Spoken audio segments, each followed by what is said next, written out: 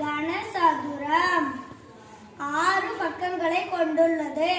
8 முனைகளை கொண்டுள்ளது. 12 விளிம்புகளை கொண்டுள்ளது. இது முப்பரிமாண வடிவம். எத்தனை பக்கங்கள் கொண்டது? 6. அதனுடைய பக்கங்கள் எப்படி இருக்கும்? சமமாக உள்ளது. அனைத்து பக்கங்களும் சமமாக இருக்கும்.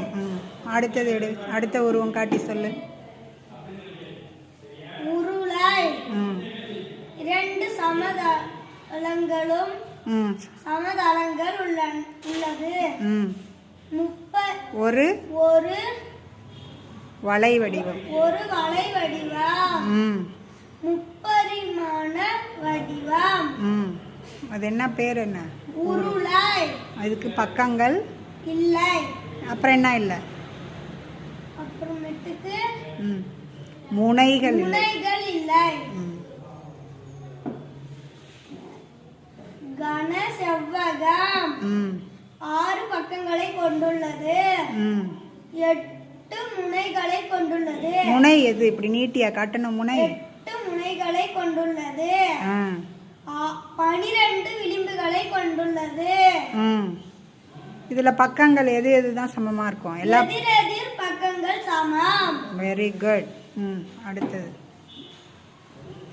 கூம்பு. எத்தனை முனை இருக்கு அதுக்கு? ஒரு முனை. கூம்பிற்கு ஒரு முனை மட்டும் உண்டு. அடிப்பக்கம் என்ன? அடிப்பக்கம் சமதளம் உண்டு. ஒரு வளைந்த வடிவம் எது? வளைதளம் உள்ளது.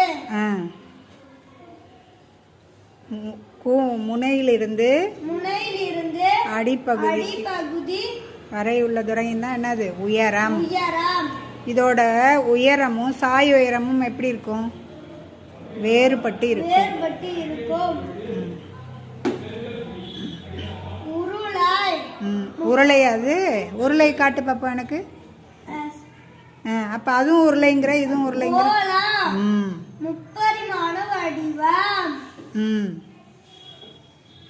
இது இல்லை, பக்கங்கள் இல்லை. இது ஒரு வலைதளத்தை கொண்டுள்ளது. Very good. கிளாப் பண்ணா அவனுக்கு.